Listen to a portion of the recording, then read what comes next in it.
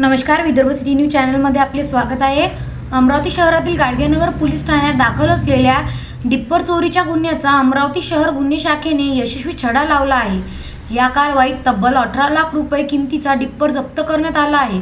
11 डिसेंबर 2025 रोजी महसूल अधिकारी टीना विलास चव्हाण यांनी दिलेल्या तक्रारीनुसार विना रॉयल्टी अवैध वाळू वाहतुकी प्रकरणी तहसील कार्यालयात लावलेला ट्रक क्रमांक MH40Y3193 पार्किंगमधून चोरीला गेल्याची नोंद गाडगेनगर पोलीस ठाण्यात करण्यात आली होती।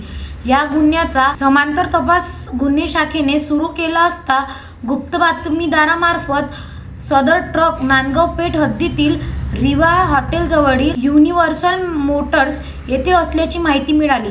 त्यानुसार कारवाई करत ट्रक हस्तगत करण्यात आला। तपासात हा ट्रक चालक सुनील लक्ष्मणराव भांबुरकर यांनी आणल्याचे निष्पन्न झाले। त्याला ताब्यात घेऊन पुढील तपासासाठी गाडगेनगर पोलीस ठाण्याच्या ताब्यात देण्यात आले आहे। या प्रकरणात आरोपी गजानन काडपांडे यांची भूमिका तपासात आहे। Vidarbha city news Amravati.